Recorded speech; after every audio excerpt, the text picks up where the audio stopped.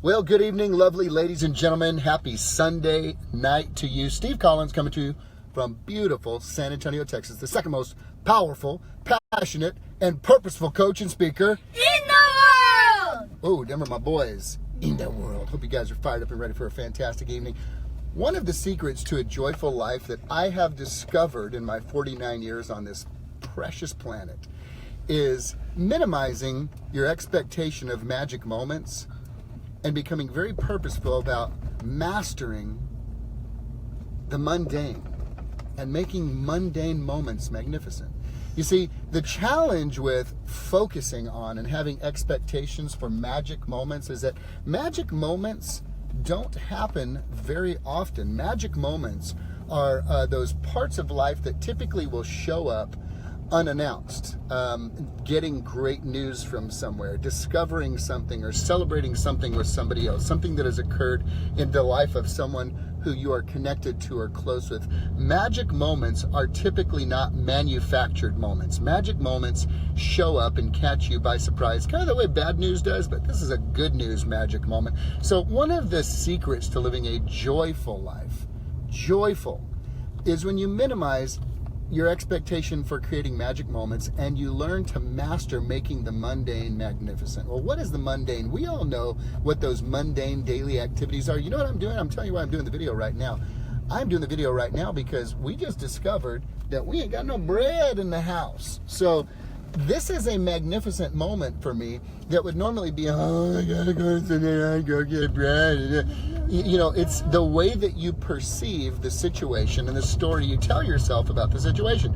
I get to hop in the car with my precious bride Angela, my two little boys, Josh and Christian, and we go make a little trip to the store, go get us some bread. I am mastering making the mundane magnificent. This is an opportunity for us to have teaching. You see, you guys are getting these videos, you don't realize how often I have my kiddos around, and this is going to be seed sown into their spirits that will manifest and mature and produce a crop when they are older, because I know right now it's probably just like, daddy says, isn't that? A lot of the kids get it, and it's sticking with them, and this is why I dispense this for free. How do you master making the mundane magnificent? You tell yourself a different story about the mundane activities of life. I know my wife Angela, with us having a family of 8 in our home, the laundry is being done, I would say constant, right, babe? Constant. It's like, I mean, I've literally gotten up at 3 in the morning to use the bathroom, and I hear the freaking, like, washing machine going. I'm like, Angela, the washing machine's going. She goes like, I know, I just threw a load in. I'm like, it's 3 in the morning. I know. Good gracious. The cleaning of the kitchen. In our home, I say we can go from having our house ready to have dinner with the president to a national disaster within one meal because of the number of people in our home. So it is a challenge. Our house is typically clean between the hours of 10 p.m. and 6 a.m. Other than that, it's like Tornadoville because of the number of people in our home. And yet, when we do the things that we do on a daily basis, we have learned to do it with a celebratory spirit, with gratefulness and gratitude for the opportunity to be able to even engage in something like, you know, has it ever occurred to you how cool it is to actually have a washer and dryer? I mean, we did laundromat stuff, you know, for a long time, and that really sucks. It's rough. Have you considered you're in your own home or a place that is a safe place with a roof over your head while you are doing said laundry? Have you ever considered that you actually have a kitchen to be doing kitchen stuff in and dishes? The ability to draw gratitude out of a situation that is mundane doesn't require incredible effort. It requires a committed focus. And how can I tell myself a different story about this situation? How can I tell myself something different about what I'm going to do? Think of your most mundane tasks. These are the things that have to be done regularly. These are the things that have to be done on a regular basis. Is that my mom? Mom, are you there? This is fascinating. I see something that says add. I'm going to add. Let's see what happens.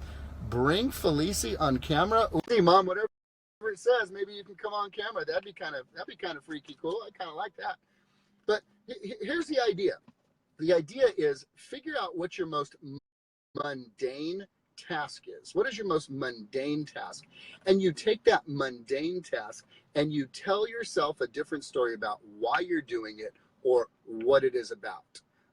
I shift the focus from what I have to do to who is receiving the blessing of the action I'm about to take. Who's receiving the blessing of me cleaning the kitchen? Who's receiving the blessing when I make the bed first thing in the morning?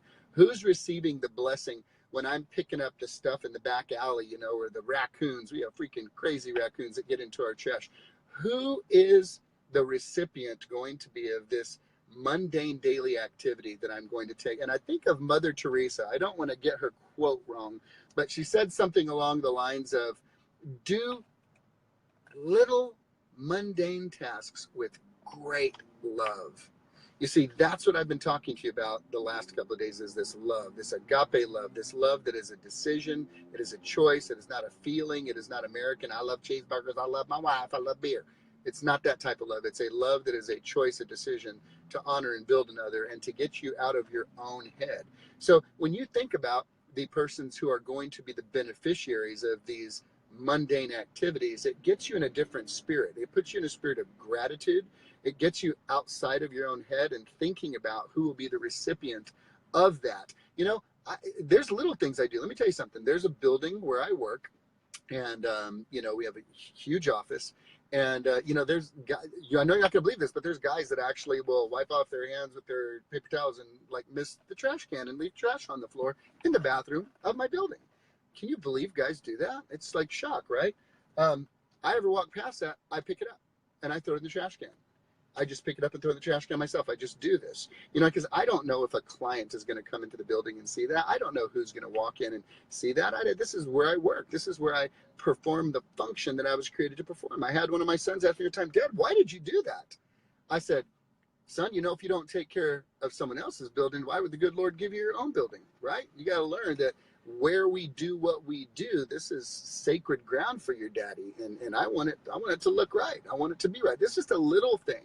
I attach a different meaning to mundane, simple tasks.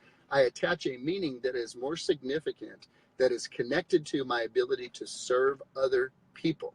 When you start thinking about your mundane tasks as an act of love, as an act of service. Mom, I know you have lots of love to give. I'm probably here because you've been praying for me my whole life. I love you, Mom. And acts of love in the mundane tasks are what make them magnificent. Now, I'm not going to mess this quote up. It said, make sure you take time to celebrate the little things. Because as you get older, later in life, you'll realize it was the little things that were actually the big things. Not setting my expectation on magic moments, but mastering making the mundane magnificent. You master that by having a new conversation with yourself about the mundane tasks of your day-to-day life. If you can celebrate the joy of the mundane tasks in your life, if you can create a conversation with yourself around celebrating those things, then guess what happens?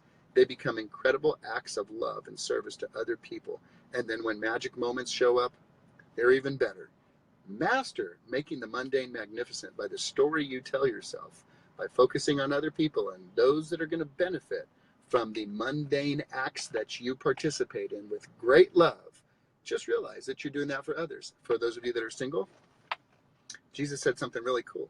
He said, love the Lord God with all your heart, soul, mind, and love your neighbor as yourself. All the law and the prophets, everything, Old Testament, New, all law and prophets, fall on those two. Love God with all you got. Love people the way you love yourself. Well, you better start learning to love yourself. We're very hard on ourselves, for sure. Those of us that are purpose-driven and those of us that are high-achieving can be very hard on ourselves. Got to learn to love yourself. Take care of you. Take care of yourself. Start doing these things and realize you're being a blessing to your own self. As you prepare to be a blessing to yourself, then you're able to look outward more easily and become a blessing to other people. Hope you guys have a great Sunday evening.